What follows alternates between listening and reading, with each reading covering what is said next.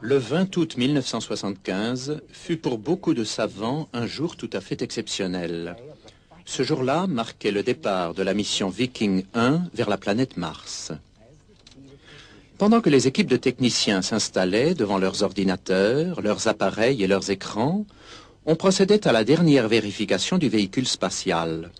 Tout était prêt, le compte à rebours avait commencé, une aventure spatiale de la plus haute importance était entreprise pour démontrer une fois pour toutes que, dans les conditions voulues, la vie pouvait se développer à partir d'une matière inanimée. La loi fondamentale de la biologie affirme que la vie ne peut provenir que de la vie. Pourtant, de temps à autre, quelques savants avancent que peut-être la vie pourrait surgir à partir de matière inanimée. Au Moyen-Âge, par exemple, le monde scientifique était convaincu que la vermine et les mouches provenaient directement des tas d'ordures et des détritus. Cette croyance était tellement ancrée dans les esprits que le célèbre savant italien Francesco Redi dut démontrer en 1668, au moyen d'une expérience simple, que la vermine et les mouches se reproduisaient certes sur les détritus, mais n'en provenaient pas. Il plaça un morceau de viande dans 3 flacons, boucha le premier avec un bout d'étoffe mince, le second avec un morceau de papier, et laissa le 3e ouvert. Bientôt, des mouches s'introduisirent dans le flacon ouvert et s'installèrent sur la viande en décomposition. D'autres, ne pouvant entrer dans le flacon bouché par le chiffon, pouvaient cependant sentir l'odeur de la viande et s'installèrent sur le chiffon. Le papier couvrant le 3e flacon empêchait à la fois d'entrer et de sentir la viande. Aussi n'en approchèrent-elles pas. Au bout de quelque temps, de petits vers apparurent sur la viande dans le flacon ouvert, et de même sur le chiffon qui bouchait le 2e flacon. La viande en décomposition dans le 3e, bouchée par du papier, ne renfermait aucun ver. Il devint donc clair pour les savants que les mouches avaient pondu leurs œufs sur la viande du flacon ouvert et que les vers en étaient nés. Comme les mouches ne pouvaient atteindre la viande du 2e flacon couvert d'un chiffon, mais qu'elles la sentaient, elles déposèrent leurs œufs sur le chiffon. Le flacon bouché avec du papier ne dégageait aucune odeur de viande et n'attira donc pas les mouches. Ce flacon ne produisit aucun ver. 2 siècles plus tard, cependant, il y avait encore des savants pour croire à la génération spontanée. Mais cette fois, il s'agissait du monde microscopique des bactéries et des algues. Elles semblaient ne venir de nulle part, et beaucoup de gens croyaient qu'elles étaient produites par la matière sur laquelle on les trouvait. Louis Pasteur, l'un des plus grands savants de tous les temps, n'était pas de cet avis. Il était convaincu pour sa part que la loi fondamentale de la biologie, la vie seule peut produire la vie, s'appliquait aussi bien aux bactéries qu'à la vermine et aux mouches, et finalement à l'ensemble du monde vivant. Aussi fit-il une expérience devant une assistance d'ailleurs complètement sceptique. Il prit un premier flacon, y introduisit un bouillon de culture, stérilisa et scella le tout. Aucune bactérie n'apparut dans ce milieu. Il prit un second flacon, muni d'un col en forme d'S. La poussière et les particules porteuses de bactéries restant bloquées dans le col, aucune bactérie n'atteignit le bouillon. Le monde des savants fut obligé de s'incliner devant les faits. Un siècle plus tard, on croit à nouveau que la vie peut naître à partir de matière inanimée. Cette fois-ci, on s'imagine qu'il y a très longtemps, la première forme de vie a été générée à partir de gaz et de substances chimiques. Voilà pourquoi, ce 20 août, tous les yeux étaient fixés sur Mars, car son atmosphère et son climat, bien qu'extrêmement froids et secs, rappellent plus que sur aucune autre planète ceux de la Terre. Il semblerait que Mars, sorte de laboratoire naturel flottant dans l'espace, pourrait apporter la réponse à la question de savoir si la vie peut naître de la matière inanimée. Ainsi, on ne douterait plus que la vie ait pu se former sur la Terre, pour peu que l'on découvrît des traces de vie ailleurs. La fusée spatiale Viking emportait à son bord un des miracles de la technologie moderne. Un laboratoire scientifique miniaturisé dans un cube de 30 cm de côté, capable de mener à bien toutes les expériences que fait un laboratoire d'une grande université moderne. Cet appareil prodigieux se posa sur la surface de Mars et les expériences commencèrent.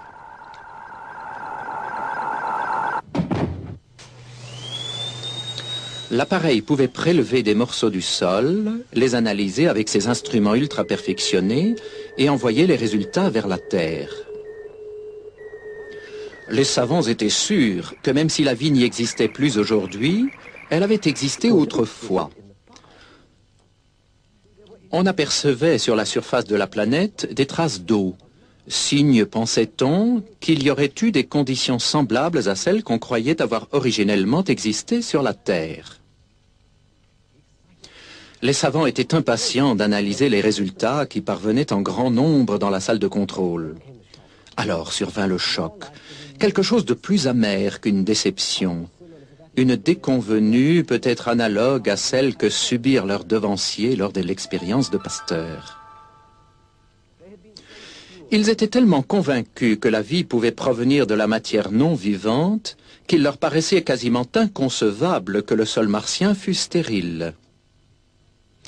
On n'y trouvait non seulement aucune trace de vie, mais encore aucune preuve que la vie y eût jamais existé. On vérifia plusieurs fois les résultats, mais la réponse fut chaque fois la même. Pour s'assurer de n'avoir rien négligé, on organisa une seconde mission. Et l'envoi dans l'espace de Viking 2, le 9 septembre 1975, ranima les espoirs de certains savants. Les nouveaux résultats ne les confortèrent pas davantage, car ils confirmaient qu'aucune forme de vie n'avait pu exister sur Mars. On commença bien sûr à se poser des questions. Des sommes énormes avaient été dépensées, et les partisans de l'évolutionnisme se trouvaient toujours plus incapables de fournir des preuves concrètes à l'appui de leur théorie. L'investissement n'avait été d'aucun rapport. L'argent des contribuables semblait avoir été utilisé pour essayer de justifier la croyance de certains savants en une théorie dépourvue de base scientifique. On entendit même dire que ces résultats entraînaient l'abandon pur et simple de la notion de génération spontanée et d'évolution. Le présent film commence donc au stade où se sont arrêtés Viking 1 et Viking 2. Des savants qui ont examiné de près certains aspects de la théorie de l'évolution sont interrogés pour nous faire découvrir quelle est la situation actuelle.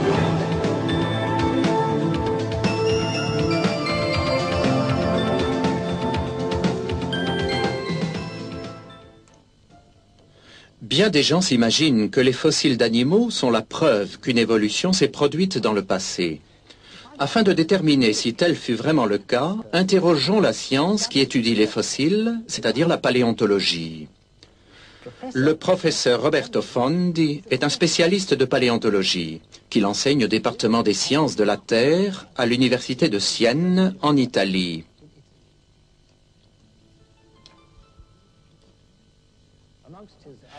Parmi ses nombreuses activités, il en est une qui l'amène à être conseiller scientifique dans la reconstitution des animaux préhistoriques. Peut-être serez-vous surpris d'apprendre que l'hypothèse fondamentale sur laquelle repose la pensée évolutionniste n'est absolument pas confirmée par la paléontologie. Quelle est cette hypothèse? En premier lieu, que des cellules vivantes puissent provenir par génération spontanée de matière non vivante. Cela signifierait qu'à la suite d'une chaîne de réactions chimiques au sein d'une soupe primitive hypothétique, une cellule vivante serait apparue. Ensuite, que ces cellules se seraient regroupées en colonies, après une longue période de temps, pour former des structures multicellulaires complexes. Ces structures sont également supposées s'être transformées, au fil des temps, en animaux et finalement en hommes. Selon cette hypothèse, les ancêtres de toutes les créatures vivantes, y compris l'homme, remonterait à une seule cellule.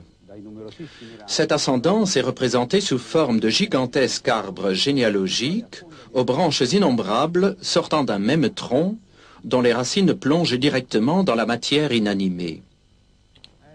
Et la paléontologie ne confirme-t-elle pas cette hypothèse?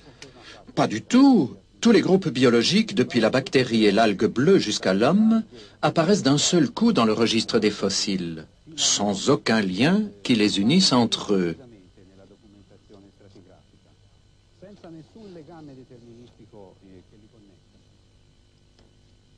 Pourquoi alors tant de gens croient-ils que les fossiles sont une preuve de l'évolution? L'évolution est enseignée aux enfants et présentée aux adultes comme un fait vérifié, et démontré depuis si longtemps qu'on perdrait son temps, ou même qu'il serait ridicule de le mettre en question. Dans mes 2 livres, après Darwin et la révolution organiciste, je donne les noms de savants bien connus, tels que George Gaylord Simpson et Stephen Jay Gould de l'université de Harvard, qui croient vraiment que l'évolution est un fait incontestable. Il est pourtant d'autres savants, tout aussi connus, qui croient en l'évolution tout en admettant qu'il n'en existe pas de preuves à l'appui, comme par exemple Émile Guillemot de l'université de Genève et J.A. Kerkut de l'université de Southampton. Alors, quelle est la vérité en définitive? Eh bien, il existe un livre qui raconte l'histoire du passé. Ce sont les roches et les restes fossilisés qu'elles contiennent. Il appartient aux paléontologues de déchiffrer ce livre et de donner la réponse. Et que lisez-vous dans ce livre, professeur? Il est clair qu'après 2 siècles environ de recherches très poussées, la preuve paléontologique sur laquelle devrait reposer la théorie de l'évolution est non seulement rare, mais grandement sujette à caution. Car enfin, si l'évolution avait réellement eu lieu, on devrait en trouver des preuves abondantes et incontestables. Les musées devraient regorger de fossiles représentant clairement les transitions entre les différents groupes biologiques. Eh bien, pas du tout. En outre, rien n'indique que cela va changer à l'avenir. Les quelques fossiles qui prétendent montrer une sorte de lien évolutionniste, tels que les amphibiens Ichthyostega et Seymourria, le reptile Probainognathus, l'oiseau Archaeopteryx et le singe australopithèque appelé Homo habilis sont loin d'être concluants.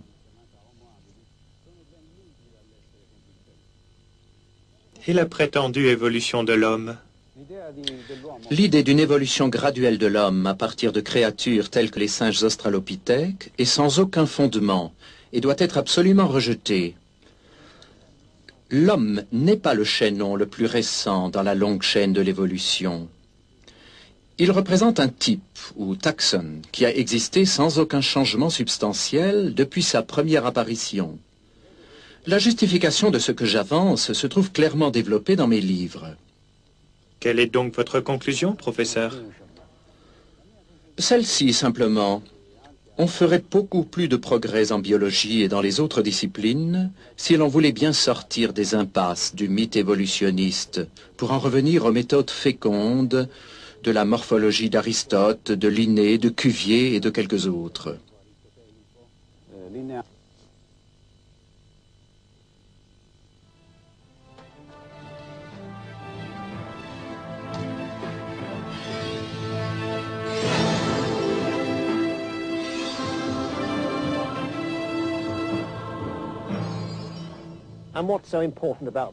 La biochimie étudie l'essence même de la vie et sa structure. Elle pénètre à l'intérieur même de la matière, dans le noyau de la cellule vivante. De nos jours, nul n'est aussi qualifié que le savant biochimiste pour nous révéler si une forme d'organisme vivant pourrait se transformer en une autre forme. Voici donc le professeur Sermonti, généticien, biologiste moléculaire et biochimiste de renommée internationale. Demandons-lui ce qu'il pense de l'évolution. Professeur, à la lumière de la biologie moléculaire moderne, comment voyez-vous la théorie de l'évolution? Les nouvelles découvertes en biologie moléculaire ont fortement modifié nos idées sur bien des questions, notamment sur celle d'évolution. De quelle façon, plus précisément? Les résultats obtenus en biologie moléculaire et en génétique ont montré que ce que prétend l'évolutionnisme, à savoir que les mutations se trouvent renforcées par la sélection naturelle, est tout simplement erroné. La sélection naturelle ne fait qu'éliminer les nouveautés entraînées par les mutations. La sélection naturelle a un effet stabilisateur sur la vie. Pourtant, les fossiles montrent que les animaux et les plantes étaient différents autrefois. Ils ont donc dû changer. Ce n'est pas vrai. C'est une erreur de croire que si les êtres vivants étaient différents autrefois comparés à ceux d'aujourd'hui, ces derniers seraient dérivés de ceux qui ont disparu, qui se sont tout simplement éteints. Les anciens organismes n'ont pas donné naissance à de nouveaux êtres en disparaissant. Sur ce point, dirais-je, tous les biologistes sont d'accord. Aucun ne soutient que les mammifères dérivent des dinosaures. À l'évidence, ce n'est pas possible. C'est une conception absolument erronée. Le fait d'observer dans le passé l'existence d'êtres vivants différents ne signifie nullement que nous en dérivions. La théorie de l'évolution prétend que certains organismes encore plus primitifs que les bactéries auraient évolué jusqu'à l'homme, durant un laps de temps considérable. Que pensez-vous de cette croyance, professeur? Mais c'est ridicule, c'est impossible. Rien ne permet à un petit organisme de se transformer en homme. Mais ce qui est encore plus important, c'est que ce qui nous apparaît comme un organisme simple est en fait une réalité biologique très complexe. Même les bactéries possèdent une structure génétique et biochimique à ce point complexe qu'elles ne peuvent dériver de formes simples.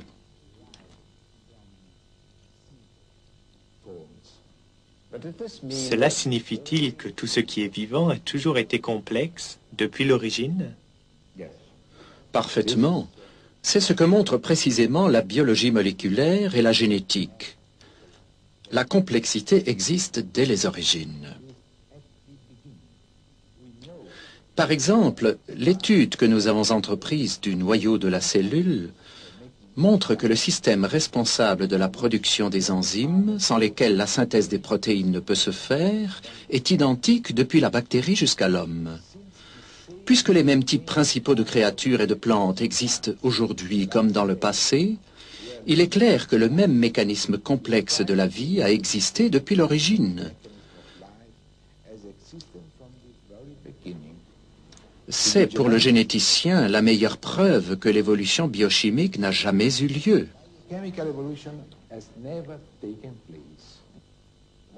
Une dernière question, professeur. Quand donc l'homme a-t-il fait son apparition? L'homme, il n'existe aucune preuve que l'homme provienne de quelque autre animal antérieur.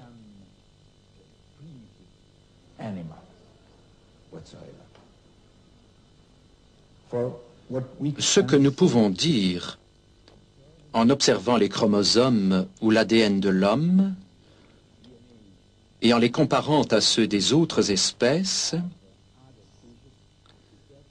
c'est que l'homme est un être original. Il ne dérive d'aucune autre espèce. La génétique refuse absolument l'idée que l'homme serait une créature récente provenant d'une forme primitive différente.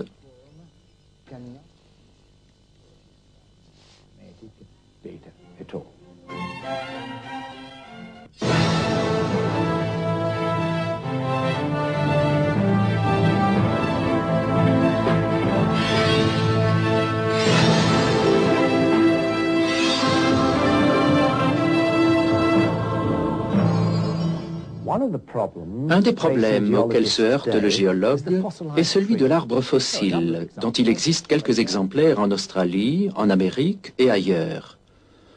On peut en voir qui traversent verticalement plusieurs épaisseurs de houille. En voici par exemple un qu'on trouve dans une mine de charbon de Birmingham en Amérique.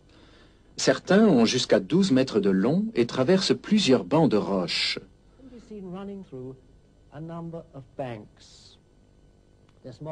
Ce schéma donne une idée de tel cas.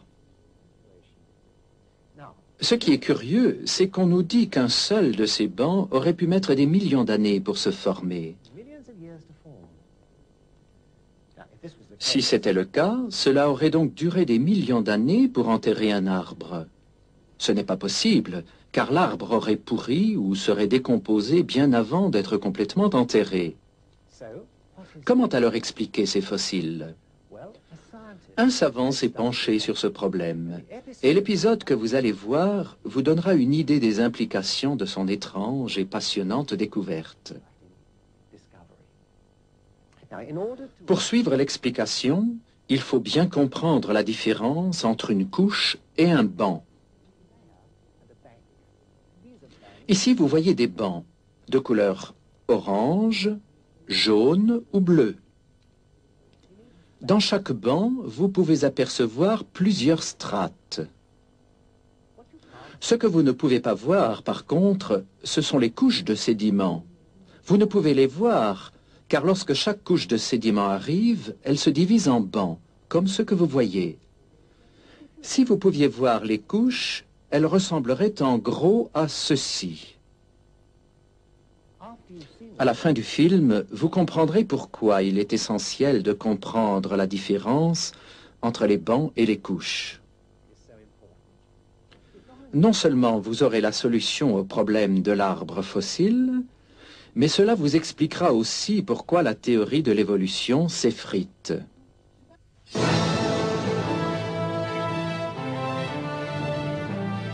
Qu'y a-t-il de si important à propos de ces roches?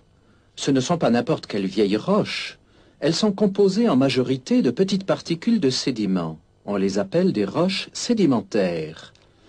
En fait, elles recouvrent les 3/4 des terres du globe. Chose curieuse, elles ont toutes été formées sous les eaux. Lorsque le niveau de l'eau a baissé, les sédiments ont été exposés à l'air libre. Ils ont séché et sont devenus des roches. Regardez cette falaise. Vous voyez qu'elle est divisée en bancs. Le banc de grès a été coloré en jaune, le banc d'argile en bleu, celui de calcaire en orange. Chaque banc se divise lui-même en strates. Ces lignes horizontales sont des strates. Afin de comprendre l'histoire incroyable que ce film va vous présenter, il faut examiner de près ces strates. Elles sont disposées de façon rigoureuse. Les grosses particules se réunissent dans la partie inférieure de la strate, alors que les plus fines se déposent dans la partie supérieure. Cette disposition se retrouve à tous les niveaux des bancs. Quelquefois, on aperçoit une cassure ou un joint entre la strate inférieure d'un banc et la strate supérieure du banc immédiatement en dessous. Cela s'appelle un joint de stratification. Depuis un certain temps maintenant, on soupçonne que ces roches ont un secret. La découverte de ce secret aboutira à un changement de nos idées sur un sujet des plus importants, celui des origines de l'humanité. L'un des premiers experts en roches sédimentaires était allemand. Il s'appelait Johannes Walter. Alors qu'il séjournait en Italie à la fin du siècle dernier, il examina des sédiments dans la baie de Naples. En creusant verticalement dans les sédiments de la baie, il découvrit que les bancs qui reposaient les uns sur les autres suivaient le même ordre que ceux qui se trouvaient les uns à côté des autres, horizontalement. L'ordre des bancs qu'on pouvait voir les uns à côté des autres, en allant de la côte vers la pleine mer, était le même que l'ordre des bancs verticaux.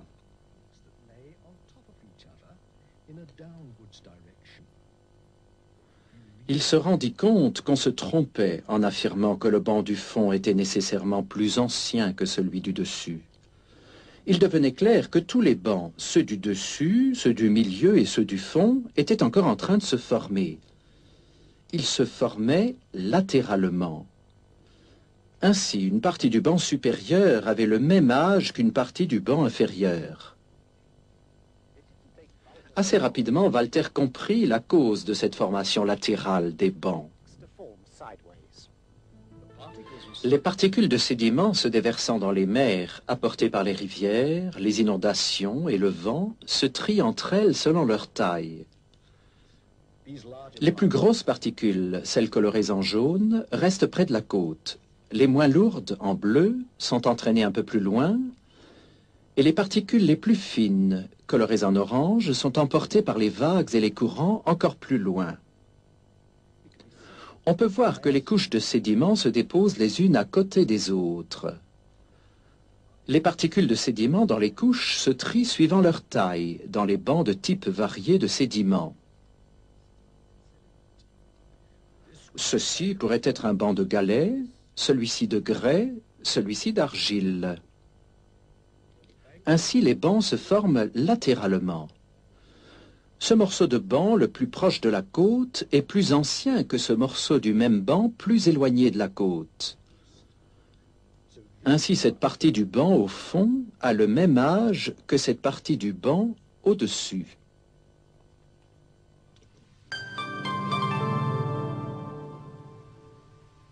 Avant Johannes Walter, en 1870, deux Russes, Golovkinski et Inostranziev, avaient remarqué que dans les bassins océaniques anciens, remplis de sédiments, les mêmes séries de dépôts pouvaient être observées en surface côte à côte et verticalement l'un en dessous de l'autre.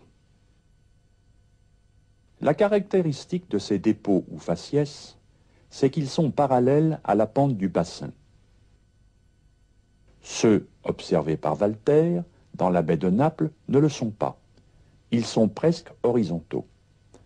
La raison en est qu'à part de petits changements dus aux marées, les séries de dépôts dans le golfe de Naples et ailleurs résultent d'une mer pratiquement toujours au même niveau. La position des dépôts de sédiments dans les bassins océaniques, tels que ceux observés par les deux savants russes, semblait résulter de changements de niveaux importants des océans. Le niveau de l'eau qui s'élève s'appelle une transgression. Le niveau de l'eau qui descend s'appelle une régression. Quand l'eau monte ou transgresse, ce qui peut être dû à des raz-de-marée, les sédiments se déposent parallèlement à la pente des côtés du bassin océanique. Les particules les plus grosses, en jaune, se déposent le long de la pente. Lorsque le niveau de l'eau baisse ou régresse, les particules les plus fines, en orange, se déposent le long de la pente.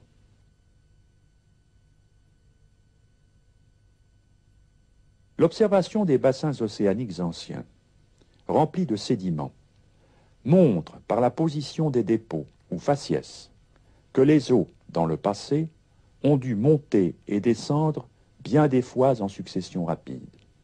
Les sédimentologues appellent ces phénomènes des cycles de transgressions et de régressions. Les différents genres de dépôts résultent de leur triage latéral des sédiments, et non pas d'une sorte de dépôt se superposant sur une autre. Il semblerait donc que l'origine des bassins sédimentaires se trouve dans des cycles de niveau d'eau montant et baissant rapidement, techniquement parlant, de transgression ou de régression. La position des dépôts ne résulte donc pas du principe de superposition ou de continuité, mais de l'application de la loi de Johannes Walter. Ces cycles de niveaux montants et descendants des eaux n'ont pas pu avoir lieu partout dans le monde en même temps. Peut-être étaient-ils semblables à d'énormes marées océaniques. Ainsi, lorsque le niveau des eaux montait et déposait d'énormes quantités de sédiments en un lieu, simultanément, des sédiments se déposaient ailleurs, suivant le niveau descendant des eaux. Les autres experts en roches sédimentaires réagirent alors en déclarant que la découverte de Johannes Walter expliquait seulement la formation des roches côtières. Mais à leur connaissance, les sédiments des profondeurs marines s'étaient déposés les uns au-dessus des autres. Par conséquent, la couche du dessus était forcément plus jeune que celle du dessous. Dans cette falaise, formée probablement de sédiments au fond des mers, on croit que les strates du banc au fond sont beaucoup plus anciennes que celles du dessus, ici. Pourquoi? Parce que les géologues croient que les strates et les couches ne sont qu'une seule et même chose.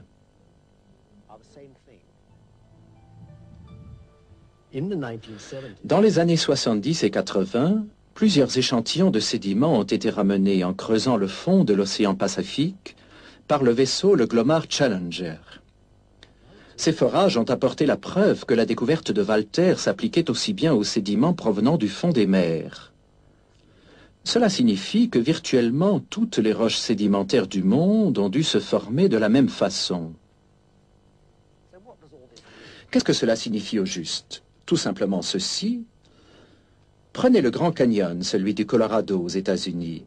C'est le plus grand, le plus large, le plus profond, le plus long des canyons de la Terre. Sur ces côtes, on voit des bancs de sédiments, les uns sur les autres, sur toute l'épaisseur du bas jusqu'en haut. On dit que chaque banc indique un âge géologique. Mais ce que nous savons aujourd'hui, grâce à Johannes Walter et au forage du vaisseau le Glomar Challenger, indique que des parties de bancs différents peuvent avoir le même âge.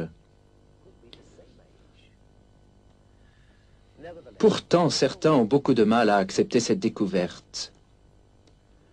Deux événements récents doivent lever tous ces doutes.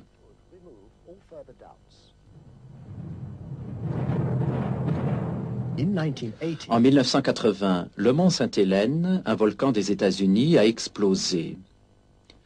Il détruisit une immense forêt voisine et déclencha un raz-de-marée dans un lac proche, le lac Spirit. En quelques heures, 200 mètres de sédiments se déposèrent et formèrent des roches en se desséchant. Des roches avec leurs strates. Suite à l'explosion, la poussée d'énormes quantités de boue creusa un canyon à travers les roches avoisinantes, un canyon de plus de 30 mètres de profondeur et de 60 de large.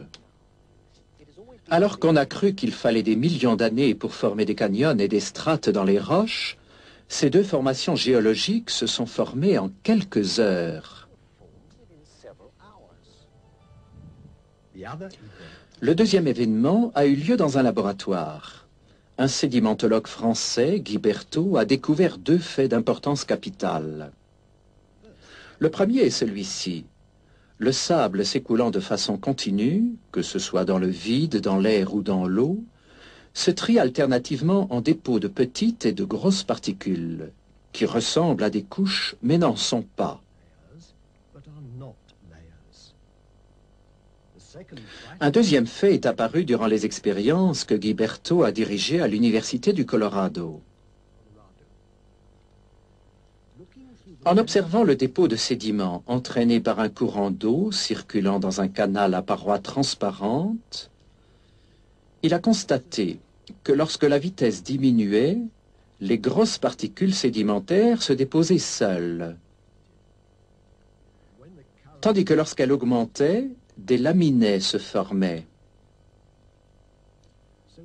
Ainsi, le granoclassement répétitif, qui caractérise les strates, n'est pas obligatoirement, comme l'ont cru les géologues, l'effet de couches successives, mais il peut être aussi bien l'effet des variations de vitesse, du courant d'entraînement des sédiments. Une autre découverte intéressante est celle-ci. Les joints ou les cassures entre les strates résultent de la dessiccation ou de l'assèchement des sédiments. On pensait jusqu'alors que ces cassures étaient dues à l'interruption de l'arrivée de sédiments. On croyait que la surface de la dernière strate déposée s'était durcie et que des années plus tard, de nouveaux sédiments avaient recommencé à se déverser et qu'ainsi une nouvelle strate s'était formée au-dessus de l'ancienne. Cette explication doit être abandonnée à cause de deux nouvelles découvertes. D'abord, comme l'ont montré les forages du vaisseau le Glomar Challenger, les sédiments du fond de la mer ne durcissent jamais, sauf après 300 mètres d'épaisseur de dépôt.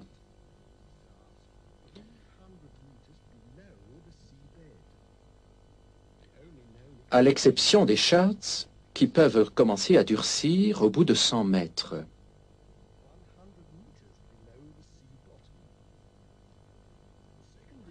L'autre découverte faite en laboratoire montre que lorsque le niveau de la mer baisse et que les sédiments humides sont exposés à l'air, des cassures surviennent entre certaines strates suivant le procédé de dessiccation.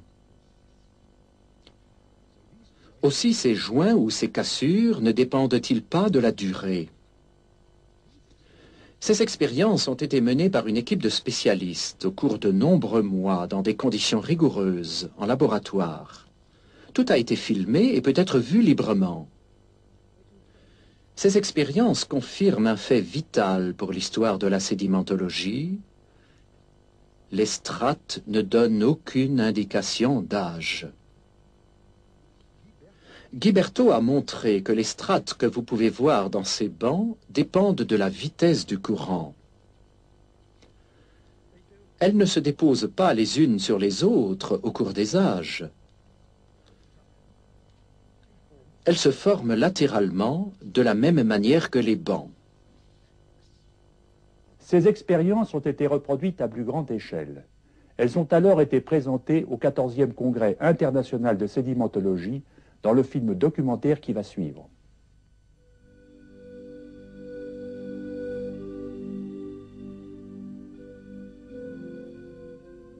Les roches sédimentaires témoignent du passé préhistorique de la Terre. Leurs caractéristiques principales comprennent des strates distinctes de matériaux relativement homogènes, formés lors de périodes sédimentaires interrompues, supposées de longue durée.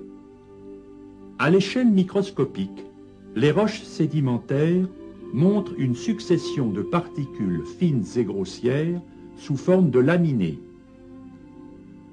Les roches sédimentaires étant formées lors de la décantation de particules dans l'eau, il est instructif de réaliser quelques expériences fondamentales de stratification au laboratoire d'hydraulique.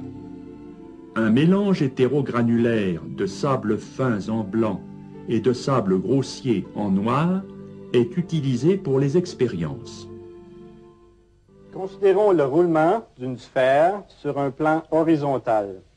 Le rayon de la sphère est R, la masse M, la vitesse angulaire oméga et la vitesse de translation V égale au produit de la vitesse angulaire oméga par le rayon. Le moment d'inertie de la sphère est donné par 2/5 du produit de la masse et du carré du rayon. L'énergie cinétique du mouvement est donnée par la formule suivante. E est égal à 7/10 du produit de la masse et du carré de la vitesse. À une certaine vitesse V, l'énergie cinétique devient directement proportionnelle à la masse M. On en conclut que l'énergie cinétique d'une grosse particule est plus élevée que l'énergie cinétique d'une petite particule.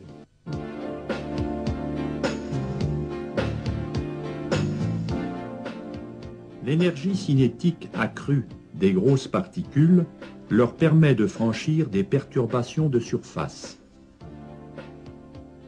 Considérons un mélange homogène de grosses particules en noir et de petites particules. Lorsque le mélange est mis en déplacement transversal, les petites particules qui ont une énergie cinétique plus faible se déposent au pied de la couche en mouvement et les grosses particules roulent à la surface du dépôt de fines particules.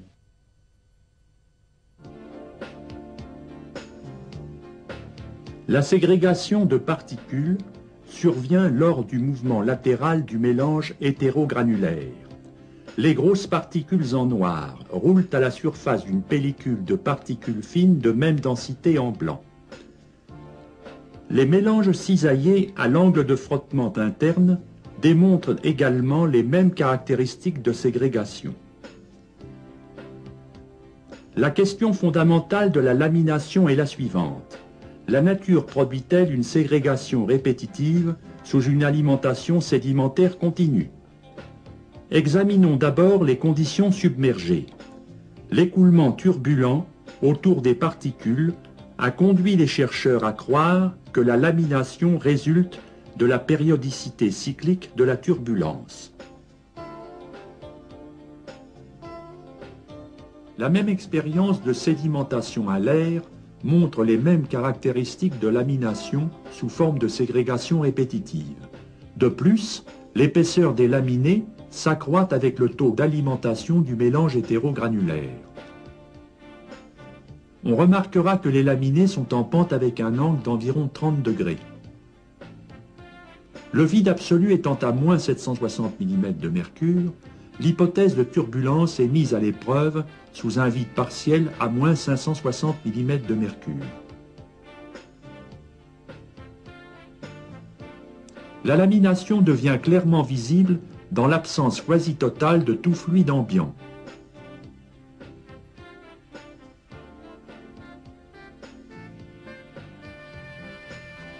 La lamination dépend donc essentiellement de l'interaction mécanique entre particules de tailles différentes, de formes différentes et de densités différentes.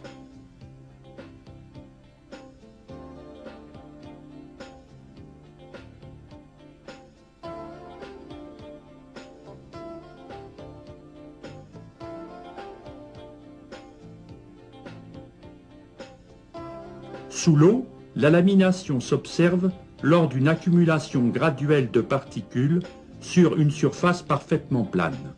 Regardez attentivement cette même séquence de lamination en mouvement accéléré.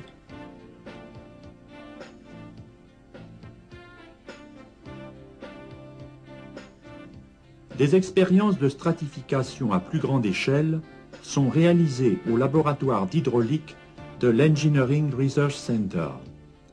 Un canal mesurant 20 mètres de longueur et 1,30 m de largeur recircule 30 mètres cubes d'eau et 8 tonnes d'un mélange hétérogranulaire de sable. Ce canal maintient une alimentation continue d'un mélange de sables fins et grossiers à débit constant.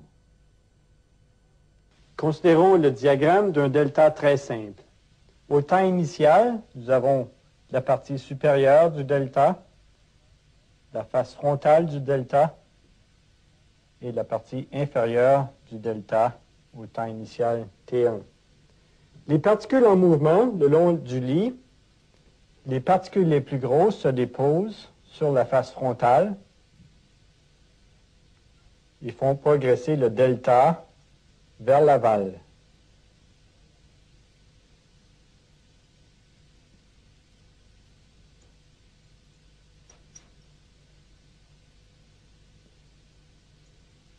Les particules les plus fines se déposent sur la partie supérieure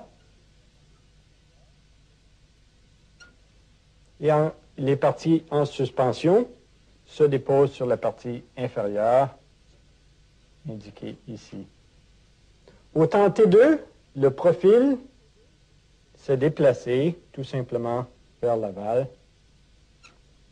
Un nouveau temps T2. L'accumulation de particules entre les temps T1 et T2 représente donc une couche sédimentaire.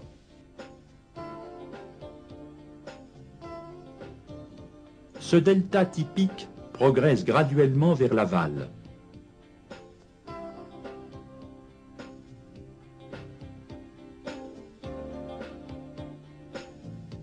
Une vue agrandie montre la lamination de particules fines du dépôt de surface. L'épaisseur du dépôt de surface décroît vers l'aval en approchant la face frontale du delta. Après un long intervalle de temps, on observe les caractéristiques principales de la stratification, avec les particules fines au-dessus, les grosses particules au milieu et les particules fines au-dessous. Il est important de comprendre que la chronologie de formation des dépôts dépend des couches sédimentaires et non des strates.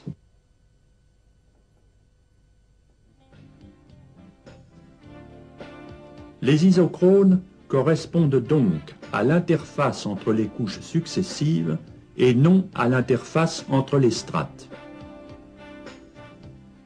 L'épaisseur des strates est fonction du changement de transport solide qui survient dans un écoulement graduellement varié.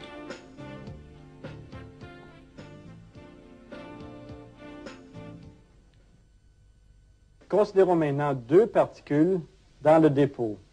Une particule en A, dans la strate supérieure, et une particule B, dans la strate inférieure. La particule en A s'est déposée en un temps T1 antérieur à la particule B. La particule B s'est donc déposée après la particule A dans la strate supérieure.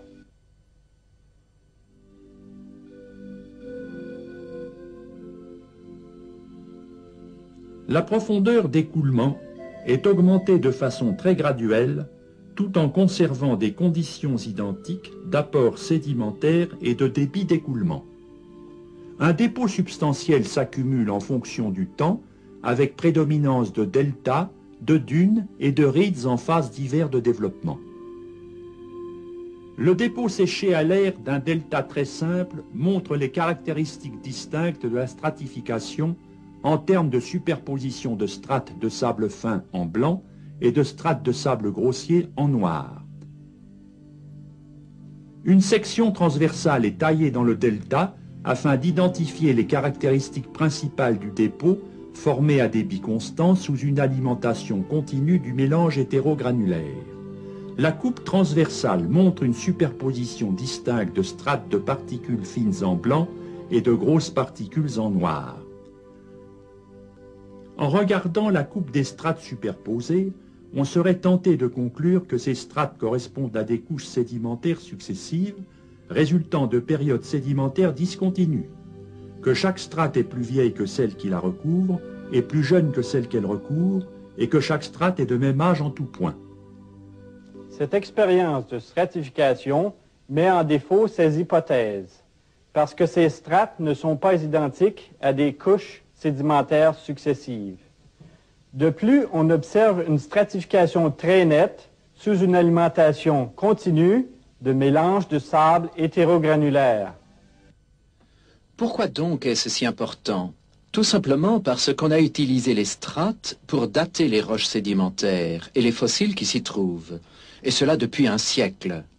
Or, pour la première fois, on a expliqué le mécanisme de la formation des strates. Il est évident qu'on ne peut plus se servir des strates pour évaluer l'âge des fossiles ou des roches. Certains fossiles des strates inférieures pourraient parfaitement être plus récents que ceux des strates supérieures. Voici quelques créatures maritimes qui vivent à des niveaux écologiques différents. Une grande quantité de sédiments se déverse et elles sont toutes recouvertes. Finalement, en l'absence d'air, elles peuvent se transformer en fossiles. Bien entendu, les animaux marins ensevelis dans la strate supérieure et ceux de la strate inférieure ont le même âge, puisqu'ils sont dans la même couche de sédiments.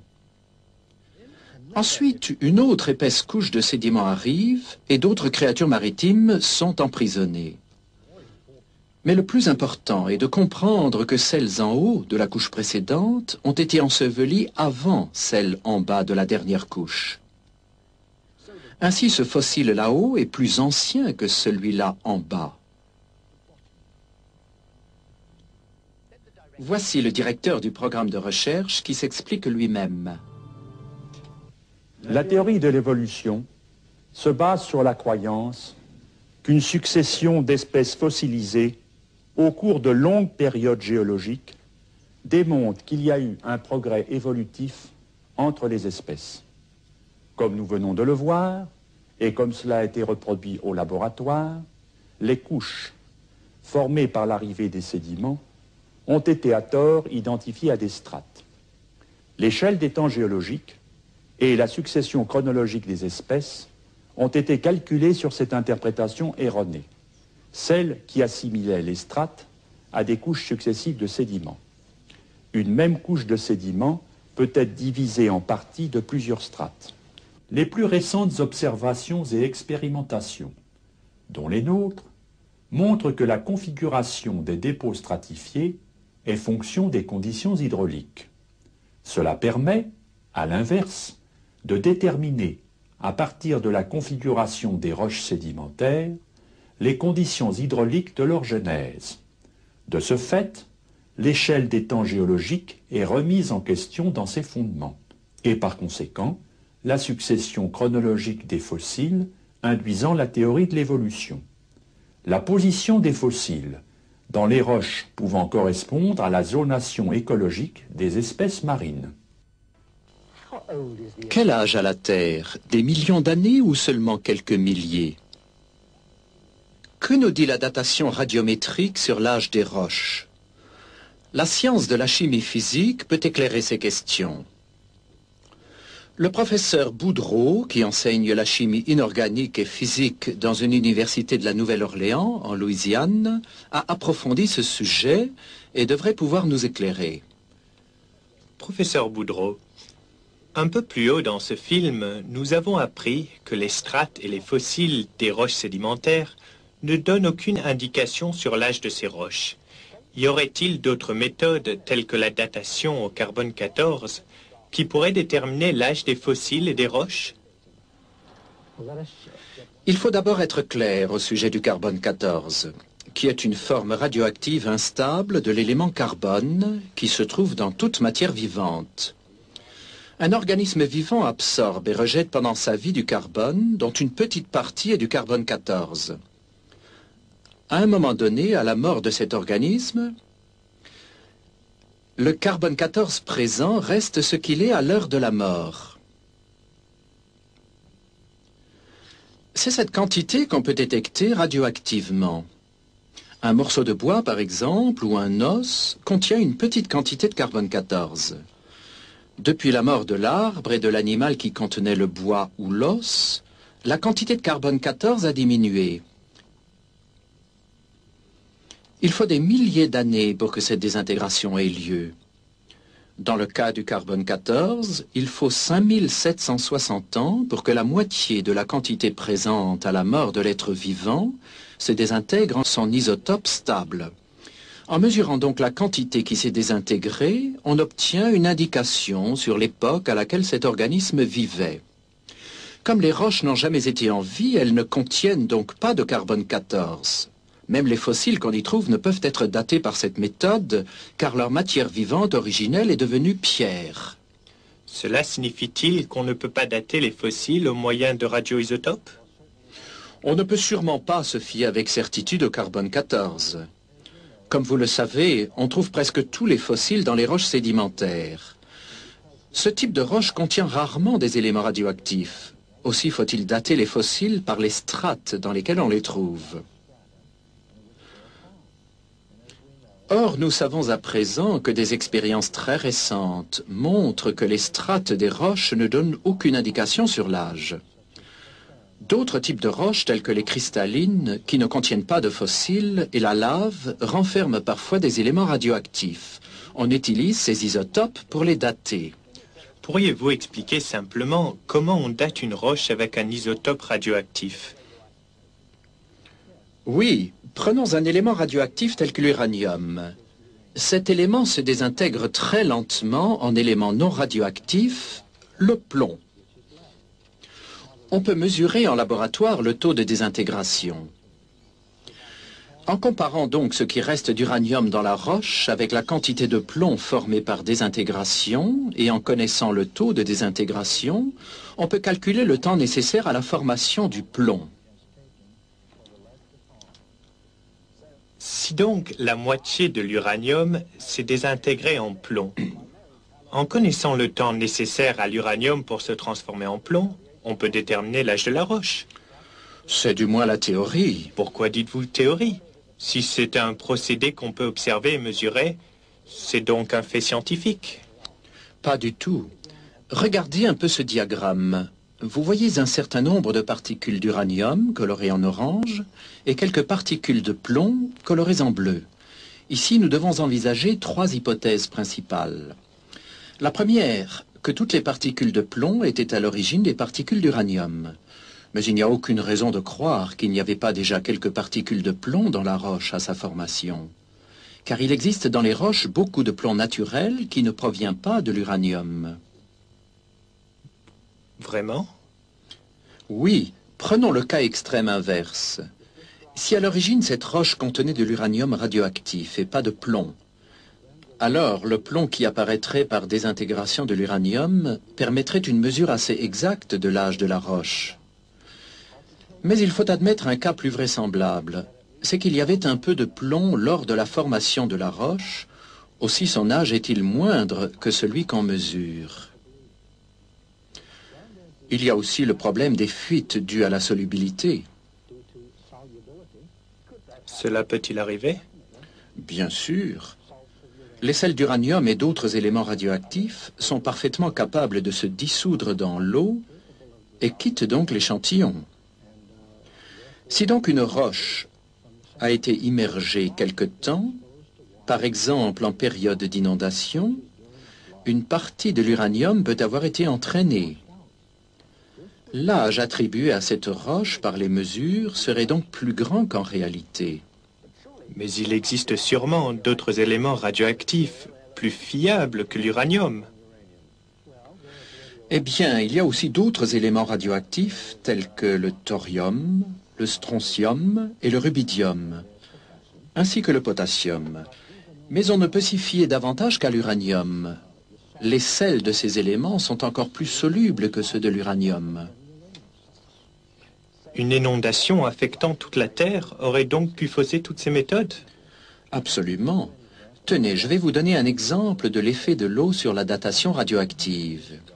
Il y a moins de 200 ans a eu lieu l'éruption du volcan Kilauea à Hawaï. Un morceau de lave de cette éruption, qui avait séjourné dans l'eau, a été daté récemment par la méthode du potassium-argon. On aurait dû obtenir une datation d'environ 200 ans.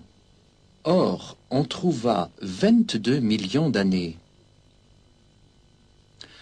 À coup sûr, des sels de potassium, qui sont hautement solubles dans l'eau, se sont échappés de l'échantillon, lui donnant un aspect très âgé. On attribua à d'autres fragments de lave provenant du volcan Hualalai et formés en 1801, des âges variant entre 160 et 3000 millions d'années. La situation va donc de mal en pis. Il y a encore un autre présupposé dans la datation radiométrique. C'est que le taux de désintégration serait resté constant et n'aurait jamais varié dans le passé. Pourtant, beaucoup de facteurs ont dû l'influencer. Ainsi, la production de neutrinos par le rayonnement cosmique a pu être augmentée à la suite d'un renversement du champ magnétique terrestre ou de l'explosion d'une supernova. La science a déclaré que ces événements ont eu lieu dans le passé. Ils ont pu avoir un effet certain sur le taux de désintégration radioactive. Si l'on ne peut se fier à la datation radiométrique, de quels autres moyens dispose-t-on? De nombreux processus naturels indiquent pour la Terre un âge relativement jeune. Si par exemple la diminution du champ magnétique terrestre avec le temps s'avère un fait clairement établi, cela tendrait à prouver que la Terre est jeune plutôt que vieille. Une dernière question, professeur. À votre avis, à quand remonterait environ le Big Bang? L'hypothèse du Big Bang a été formulée pour soutenir la théorie de l'évolution. Sans théorie de l'évolution, pas de Big Bang.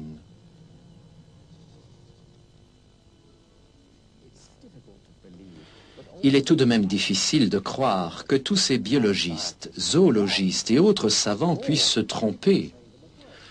Après tout, ils ont été formés dans les meilleures universités.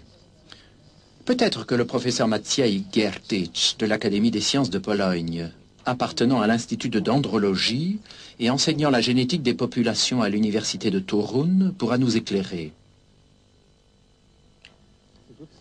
Un vrai savant tire ses conclusions de l'observation et des données expérimentales. Les scientifiques étudiant la génétique, la cytologie, l'anatomie et d'autres domaines des sciences expérimentales sont sûrs et dignes de foi, quoi qu'ils pensent par ailleurs de l'évolution. C'est la démarche de la science, mais il faut se méfier dès que quelqu'un se proclame expert en évolution. Pourquoi dites-vous cela?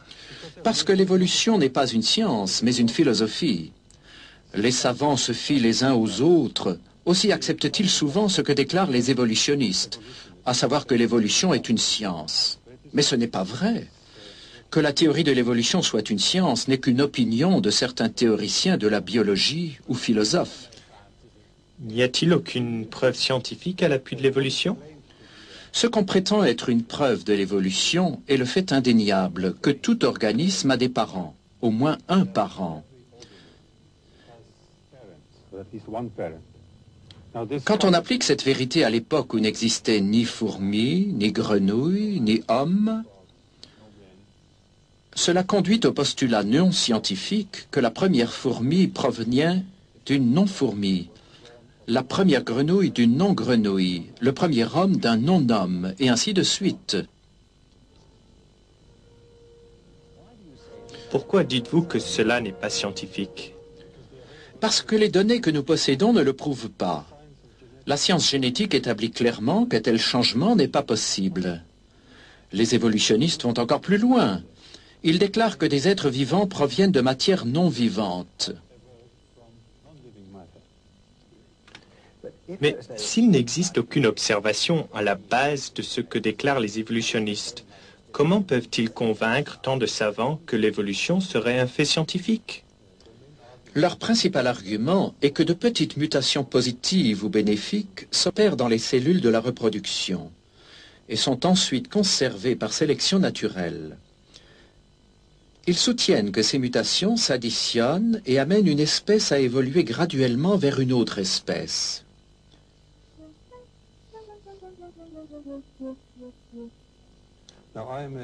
Non, je suis généticien et je puis confirmer qu'au cours de toutes les recherches de tous les laboratoires du monde où l'on a produit des générations et des générations d'organismes vivants, jamais, nulle part, aucune mutation positive n'a été observée.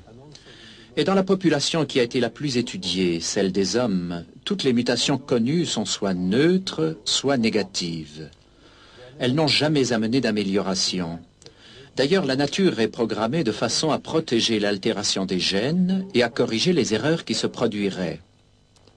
Mais si les mutations ne sont pas à la base des changements, qu'est-ce qui cause les différentes variétés d'animaux et les différents types d'hommes? Les variétés proviennent des combinaisons, du mélange des gènes pendant la reproduction sexuelle. Les organismes adaptés à des conditions précises se concentreront dans un environnement qui offre ces conditions-là. En se croisant entre eux, ils formeront un groupe qui deviendra une variété.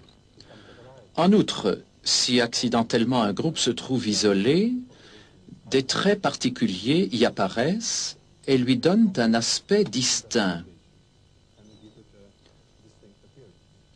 C'est ce qu'on appelle la dérive génétique. Mais ces variétés ne représentent-elles pas une certaine forme d'évolution? Beaucoup de gens soutiennent que par ce processus, de nouveaux types biologiques vont apparaître, mais ce n'est pas vrai. Tout ce qui se produit, c'est que quelques gènes ont été enlevés à la population globale et la population obtenue s'en trouve appauvrie.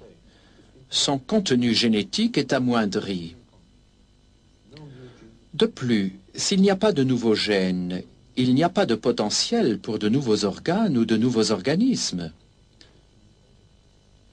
On obtient seulement une variété différente d'une même espèce. Ce procédé est utilisé aujourd'hui dans l'élevage. Par sélection et isolation, on obtient de nouvelles variétés d'animaux et de plantes, par exemple des chevaux, des vaches, des chiens, des céréales, etc. On sélectionne ce qui est utile à l'homme ou qui présentent telles qualités qui ont un intérêt particulier pour nous.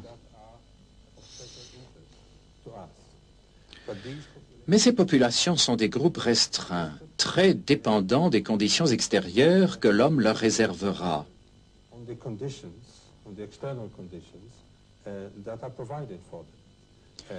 Si l'on ne s'en occupe plus, ou elles mourront, ou si elles survivent, elles retourneront à l'état sauvage, en cessant d'être une variété distincte.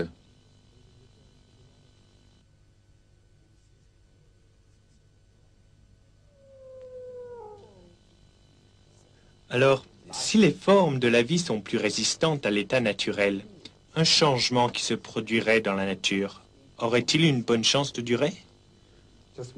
Le simple mélange de gènes dans des conditions naturelles ou artificielles ne produit pas de nouveaux gènes. Pour qu'il y ait évolution, il faudrait de nouveaux gènes chargés d'informations génétiques. La science ne connaît aucun processus naturel qui produise de nouveaux gènes, que ce soit par isolation, par sélection, mutation ou croisement. Cela est impossible. Pourquoi alors apprend-on aux enfants qu'une espèce peut évoluer en une autre? Je crois que c'est parce que les évolutionnistes ne veulent pas accepter l'idée que les gènes contiennent autant d'informations utiles, c'est-à-dire assez pour chaque fonction précise que doit remplir chaque organe. C'est seulement depuis que nous savons lire le code génétique que nous connaissons la quantité d'informations contenues dans ces gènes. La science ne sait pas comment cette information pourrait apparaître spontanément. Cela nécessite l'intervention d'une intelligence et ne peut arriver par hasard. Mélanger simplement des lettres ne crée jamais de poésie. La biologie moléculaire montre clairement que jamais dans le passé il n'a pu exister d'organisme simple. Tous les organismes vivants, aussi primitifs qu'ils paraissent, sont complexes en réalité et regorgent d'informations, lesquelles ont dû être là dès le début. Par exemple, le système redoublé dans la protéine très complexe ADN-ARN de la cellule doit avoir été parfait dès le début. Sinon, les systèmes vivants ne pourraient exister. La seule explication logique est que cette grande quantité d'informations provient d'une intelligence. Chaque bactérie, chaque cellule microscopique est programmée avec tant de précision que nous devons supposer que l'information qu'elle contient doit venir d'une intelligence bien supérieure à la nôtre. Les évolutionnistes ne veulent pas accepter ce fait si évident. Aussi produisent-ils des théories qui n'ont pas de valeur scientifique, car elles n'expliquent pas comment la nouvelle information génétique serait produite.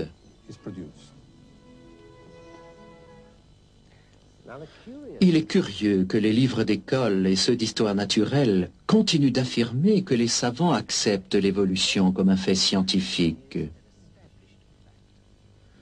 Le programme que nous venons de voir montre des savants qui s'opposent absolument à cette idée. Ils refusent même à l'évolution la qualité d'hypothèse scientifique. L'idée d'une évolution graduelle des hommes à partir de créatures telles que les singes australopithèques n'a aucun fondement et doit être rejetée. La complexité se trouve au commencement. Pour le généticien, c'est une preuve indéniable que l'évolution biochimique n'a jamais eu lieu. Donc la théorie de l'évolution n'a aucun fondement dans la géologie. De nombreux processus naturels indiquent pour la Terre un âge relativement jeune. L'évolution n'est pas une science, c'est une philosophie. Nombre de savants arrivent à la même conclusion. Ils déclarent que si on continue à croire à la théorie de l'évolution, malgré l'évidence incontestable qui s'y oppose, c'est bien pour une raison philosophique et non scientifique. La récente découverte qui montre que les strates dans les roches se forment latéralement est d'une importance capitale. On ne peut plus ranger les espèces fossiles en grades évolutifs. Cela explique pourquoi on n'a jamais découvert de lien fossile entre les différents types d'animaux ou de plantes.